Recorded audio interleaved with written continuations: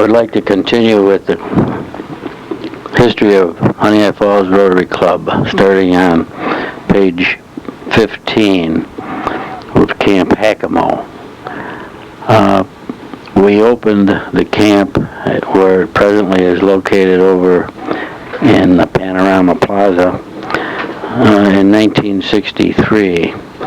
When we opened over there, each club was to build their own cabin and keep it in good condition. So each year we end up opening it before the campers arrive, and when the campers leave, we close up our cabin and try to fix anything that needs to be fixed so that we keep it in good condition. In the early days, to help maintain the camp, the Rotary Club sponsored many activities to raise the money to operate the camp. We had car washes, along with pumping gas at the gas station on North Main Street, where the old Legion House stood. The owner of the station would allow us a percentage of the profits, plus we received tips for washing windows as we filled the car with gas. Another fundraiser at one time was at the Finger Lakes racetrack on Route 96. We had a horse show and sold tickets to attend it. As the camp got more participants, we needed more money, so what they used to do is assess each Rotarian at each club $50 a year to help maintain the camp. In the early 70s, the U.S. Open LPGA was held at the Country Club of Rochester, and all the county Rotary clubs helped in security and concession tents to help raise money for the camp. Bankers Trust decided that it was a good professional sport to have held in Rochester, as we never really had one of the top majors every year, so they decided to bring the LPGA back to Rochester. After 2 years, they decided to call it quits, and that's when Bill Farrell, a Rotarian from RH, the Rush Henrietta Club, decided to get Rotary involved and keep the LPGA in Rochester. A sponsor was needed, and he got Sarah Coventry to become the sponsor. Within 2 or 3 years, Sarah Coventry was out, and then we tried to get other people, and we got the sponsors, called the Founders, through the Rochester Business Association.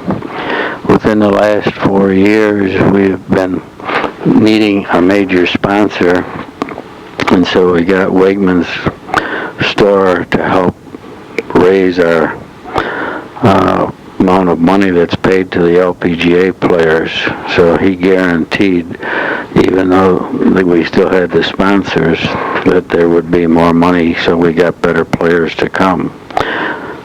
This year, Bob Wegman has taken over, and that's the 2002 LPGA tournament. And as a result, the Founders are out from that standpoint, but are being involved to continue to be sponsors of this event.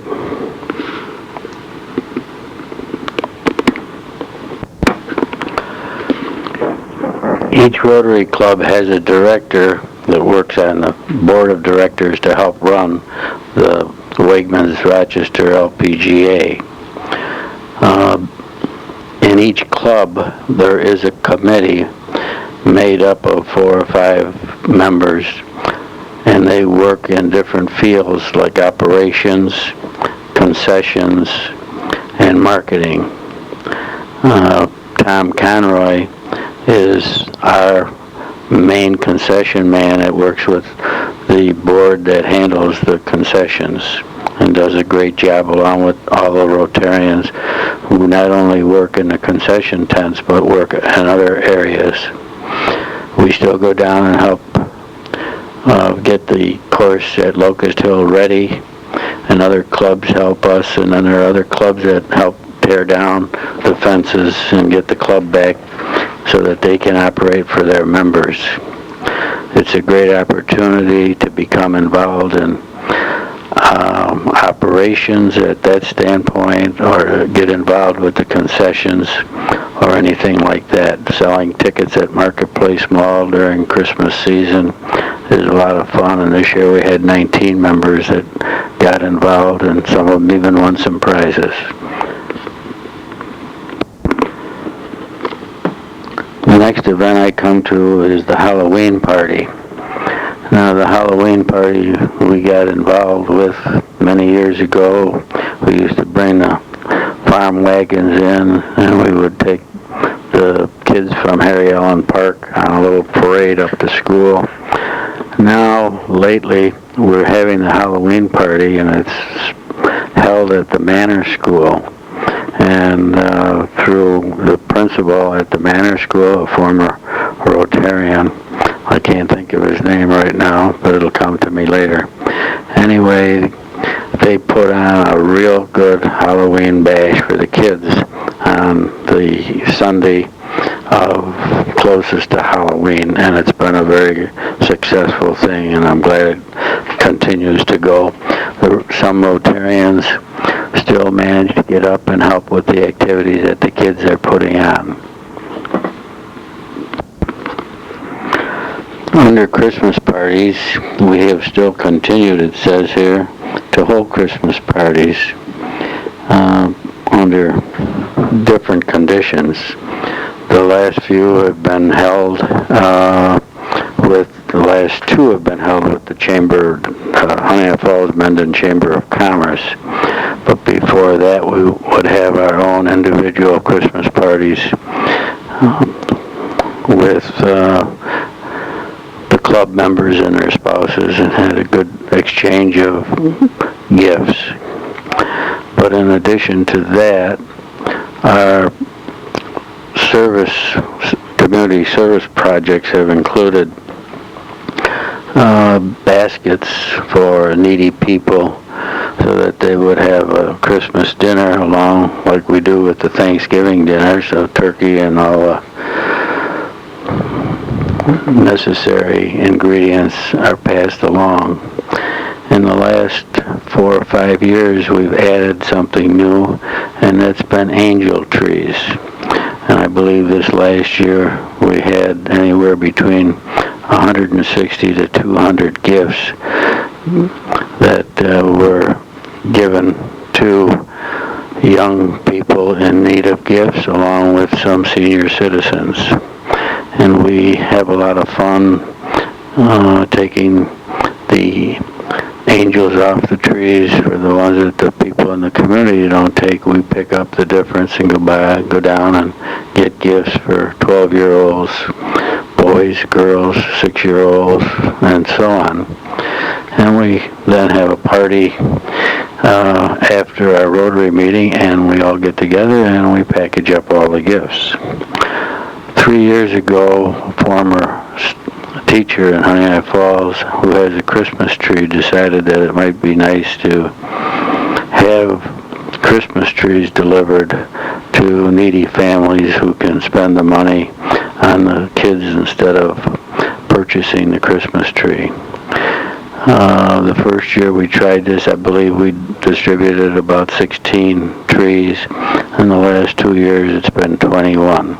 So we made some families happy over that.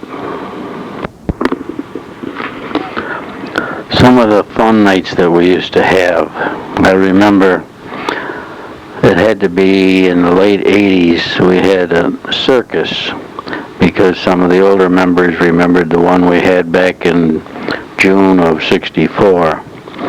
So we had the circus come back to town, and I remember it was held after the parade, which went out Monroe Street to the firemen's grounds out there. And I remember it very well because Dr. Smith, the dentist, always got dressed up in his top hat and tails, and he was sitting on the elephant during the parade. And when we got out to the fireman's field, he got the mayor, who happens to be Muffy Meisenzahl, to ride on the elephant with him.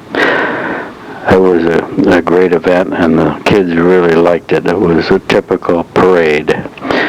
along with all the things that are done at the circus, the rides and the food that goes along. A great day was had by all, and we raised some money.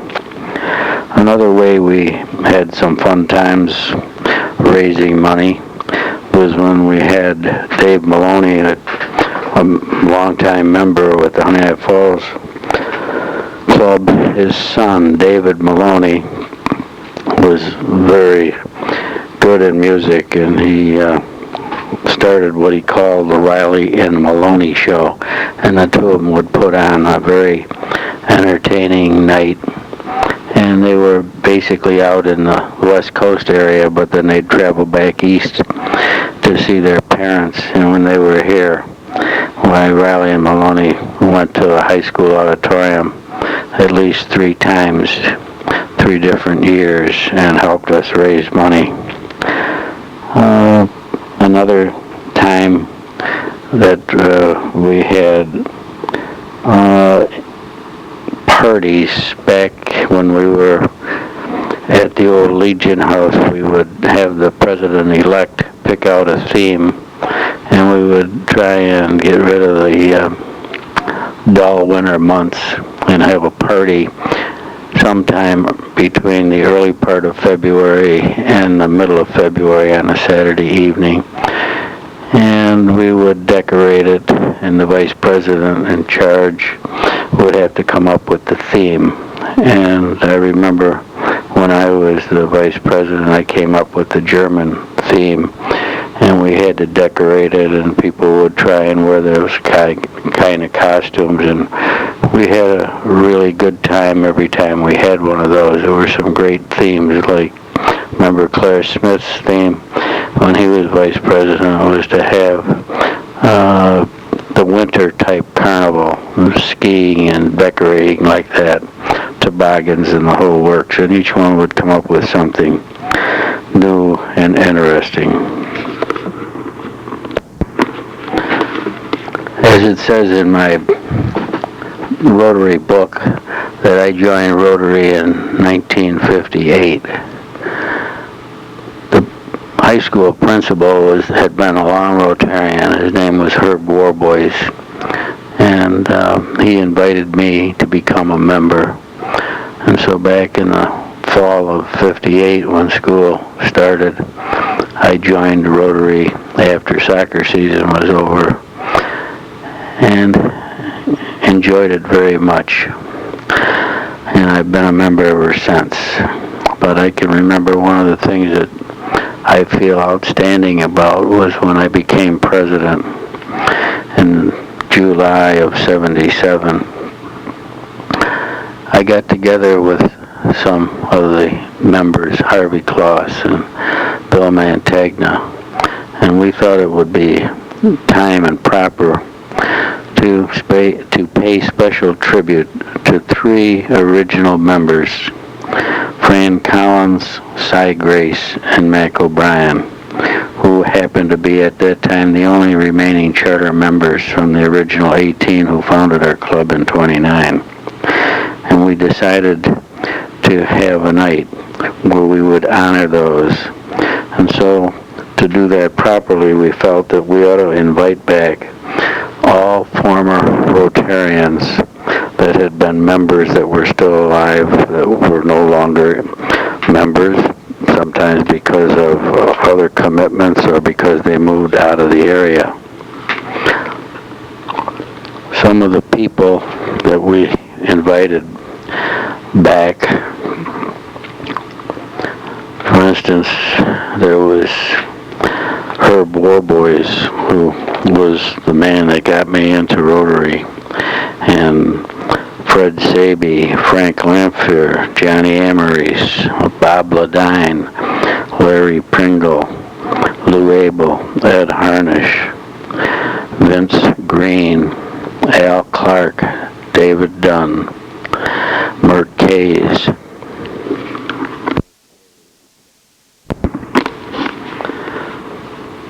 This is a fill-in because I found that I apparently didn't work this properly, so I'm filling in right now.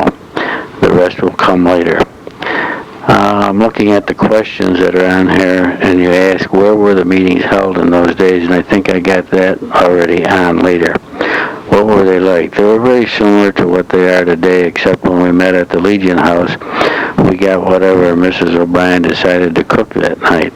Except that Lewis didn't like a certain thing, and she would always give him something else if she was serving what he didn't like on that day, and that was understandable. And it remained that way when we went over to Ionia. When we came back to the Sherwood, they changed, and we began to have a choice, and we still do have that choice.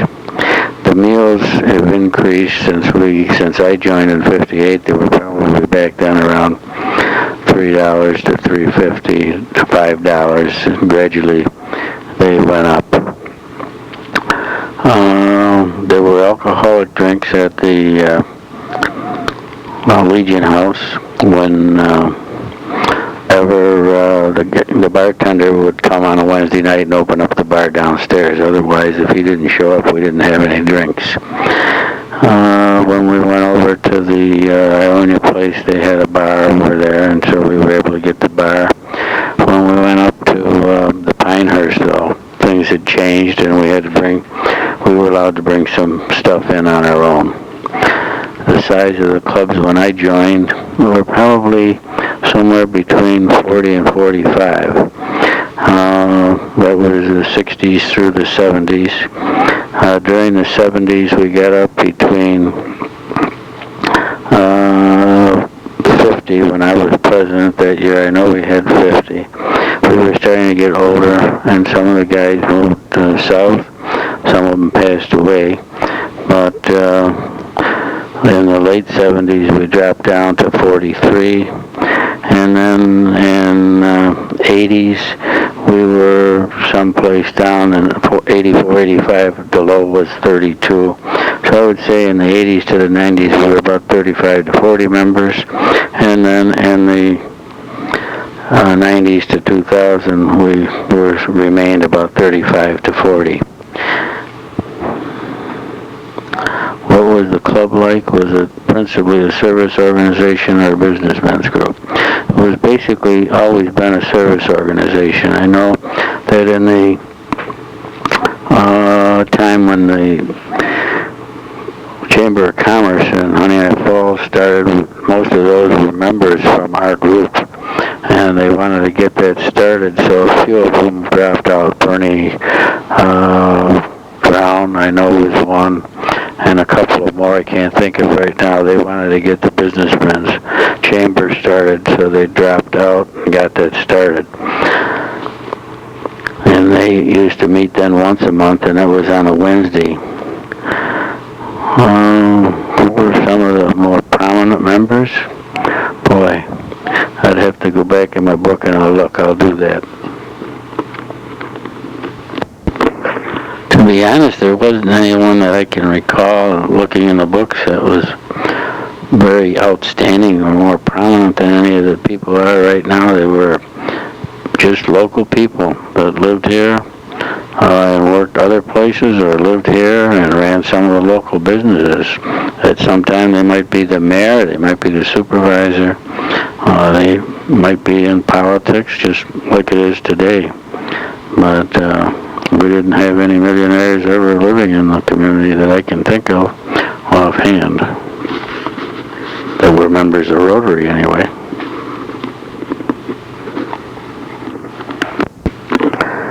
Question number 9, did the membership constantly change? How long did the average member remain in Rotary? And actually it was no different back then than it is today. Members got to be a certain age, like some of our guys that are snowbirds that go away, but when they come back they're still interested in Rotary.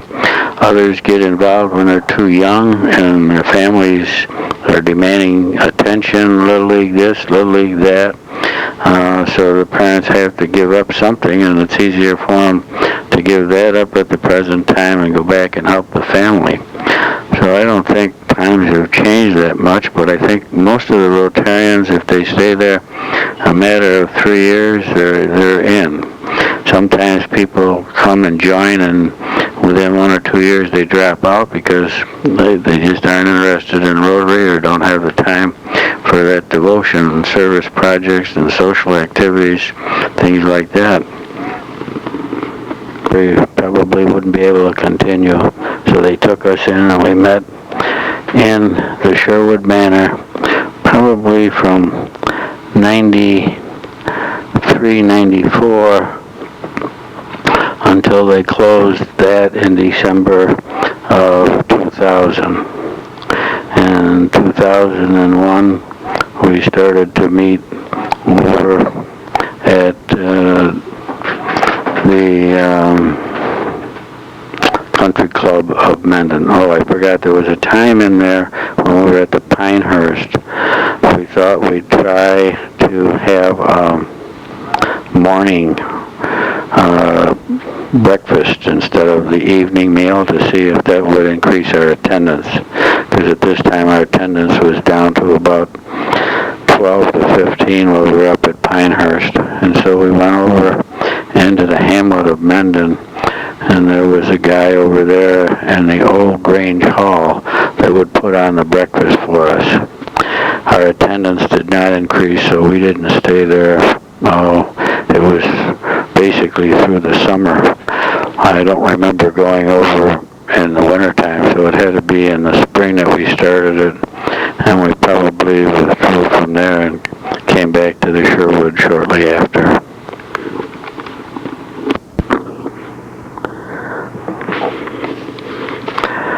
Fundraising events. Back in 1981, we needed some money, and some of us came up with an idea to hold an auction.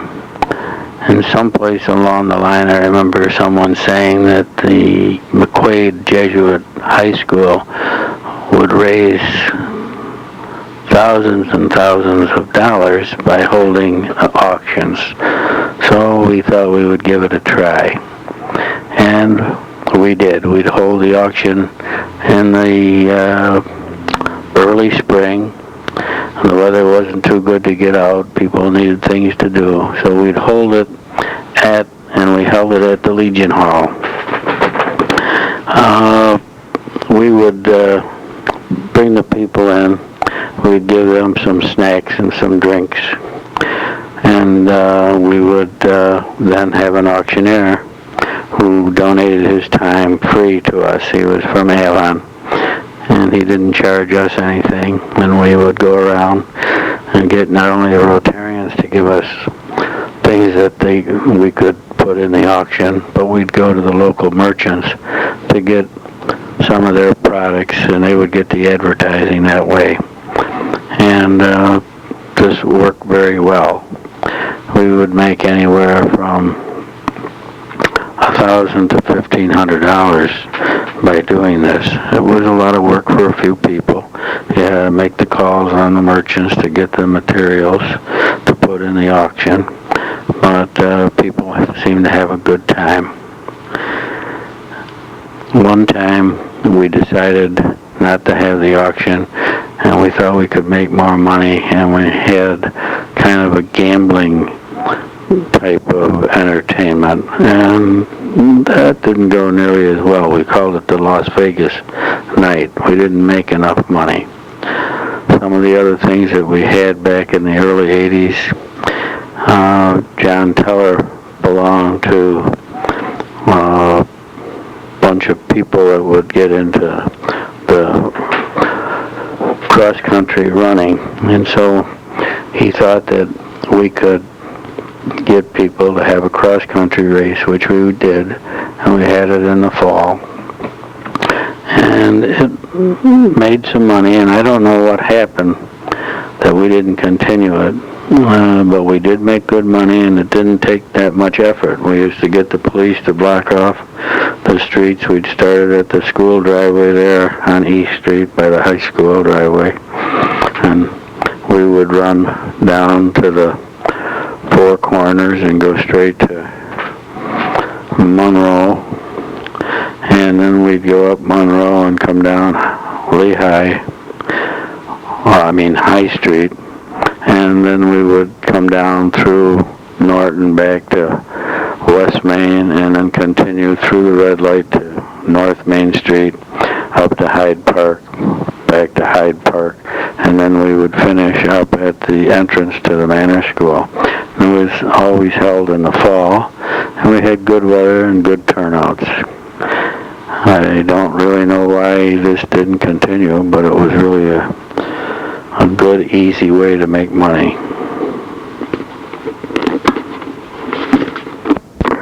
I just found a poster here in my works, and it said, Second Annual Honeoye Falls Rotary Spring Auction, April 28th. All new and new to you. Finger Lakes cruises, golf lessons, small appliances, antiques, auto supplies, toys, baked goods, dinner coupons, garden supplies, tools, to support community projects. American Legion Hall, doors open 6:30, free refreshments. In the year of Rotary 86-87 roster, I find some information. I was the community service director, and I was supposed to put in for the president so that he could fill out forms what amounts and spending we plan to do to help projects. One of the things I look up in here, project number 1 was to remodel our camp at Camp Hackamore, and I put up to $2,000. I remember that year we were able to get some of the supplies through Bill Caves, who was still running the Caves lumber, so we only had to pay for the cost of the lumber and the materials, and that was the year we went over and put a new roof on. Second one was increase the graduation award from $50 for one graduate to $150 each for 2, a boy or girl, that graduates. Keeps us up in line with other clubs, which happen to be the Lima Rotary Club. So we put up $300 for that. And we had a gift to the Fish Organization, which is the organization that helps the needy in the villages and town, up to $250. A gift to the village to help with the new Advanced Life Support Project, $200. And then in my notes I find my daughter was the mayor, and she writes to me, the village is underwriting approximately $2,400 for training 8 ambulance corps members, preparing them to become advanced life support, the ALS medics. In the fall of '87, we expect to begin operations of a new ALS unit operating with the structure and staff for the Honeoye Falls ambulance. And ALS is a higher level of care than we currently offer our protection area. It is a level that has been proven to save more lives of patients who suffer severe trauma or life-threatening experiences. Example, heart attacks. Capital equipment costs for the ALS are approximately $15,000. After January 1st, '87, the village will discuss financing for this effort. Our current hope is that funds will be available from sources, examples, contributions, United Way, service organizations to help supplement government appropriations to meet this. So that's why we put in a gift of $200. To light the falls, up to $500. And if anyone looks at the falls today, they'll notice that the lights are attached to the town hall, and they do light up the falls at night. We do not pay for the electricity. The town pays for the electricity. Now, Village Days is number 6, and highlight either Friday or Saturday evening with a DJ for a street dance, or use the firehouse. Includes gifts of $100 to the firemen for the rent of their hall. I remember we actually helped to start the Village Days and got very involved. And that year we put a tent up on Bill Caves' property up there in the corner of Norton Street, and on Friday night we had a lot of people in attendance to highlight that. And we had the DJ and the street dance in the firehouse that evening. Oh, probably was the second or third year of Honeoye Falls days. We used to help set up the fencing down there in the park and help with a lot of that to get them started. Number 7 that I had, Senior Citizens Garden, which involved middle school students 10 through 12 to assist the senior citizens in their garden under the leadership of their adults. Our cost is in the plants, seeds, and the donation to the middle school student council. We actually ended up putting the garden up at Todiakin, and we had most of the help, instead of coming from the high school, came from the Boy Scout Troop 10 that we helped to sponsor. We also got a grant through the mayor from Monroe County to help